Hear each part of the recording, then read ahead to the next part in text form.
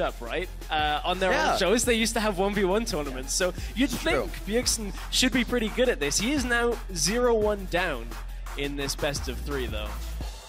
We'll see what he can do. I see where this is going Ezreal? already. Yeah. Points for effort. You got it. You got it. Nailed it, I think.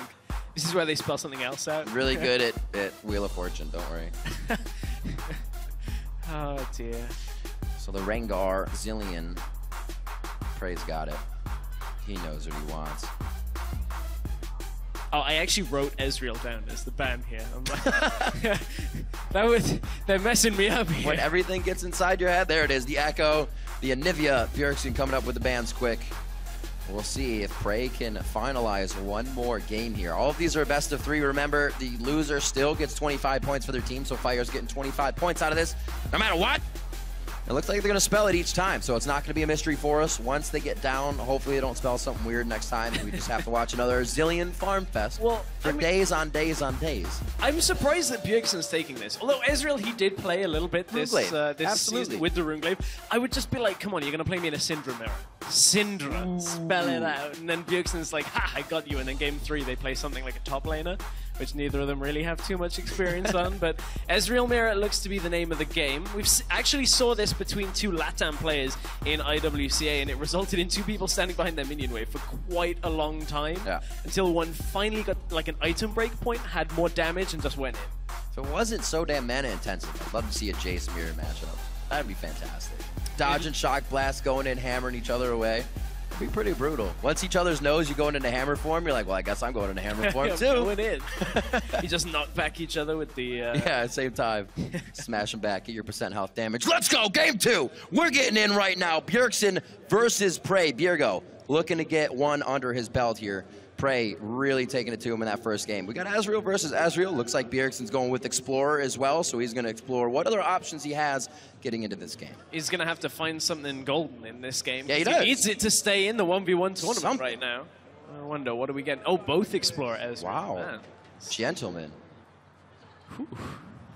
I hope this isn't the same kind of mirror as yesterday, where it's no items, no no spells. That was actually one of the best 1v1s I think we've had. That was fantastic.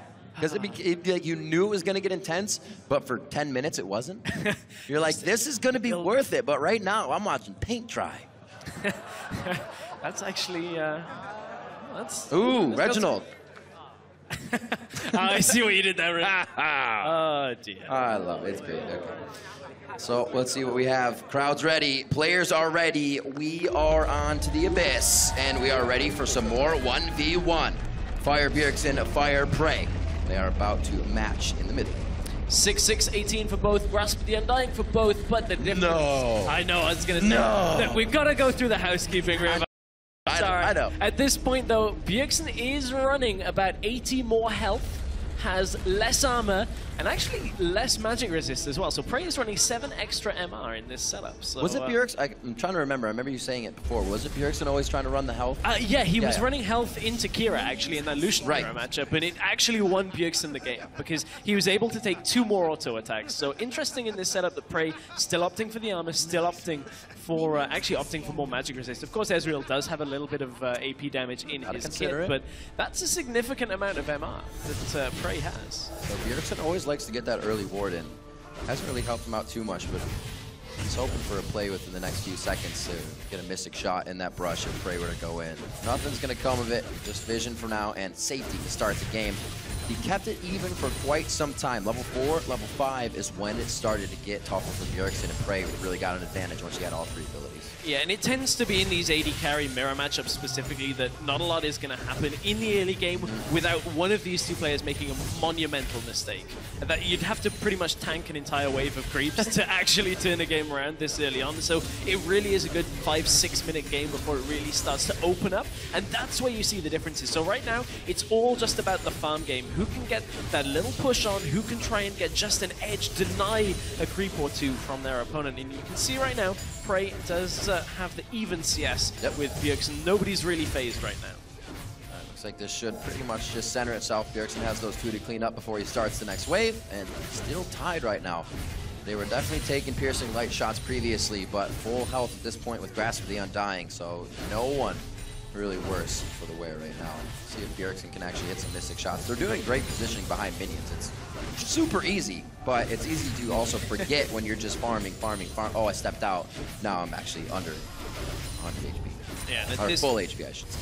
Yeah, and at this point, relics will spawn. Of course, 75 seconds on the cooldown on those, so PraY kind of has an ever so slight advantage in the fact that Bjergsen took his just to get the extra mana back, make sure he could even up any kind of pushing that PraY is trying to do, because you can see there's a big stack in front of Bjergsen right now. He's letting it push all the way into the turret, and we will see the added damage come out.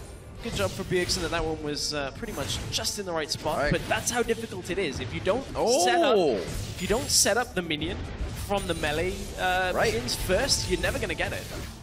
Arcane Shift, Q hits as well, so Bjergsen down in CS a little bit if they were to go continuous wave for wave, but he does have a bit of damage. The Relic's there, Mystic shot into the Relic, so he denies a bit of that health.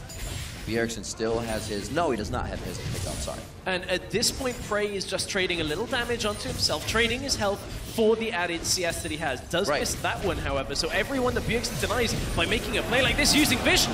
There's the Ignite, Bjergsen could be very close to taking him down. Essence Flux goes in, he's got it!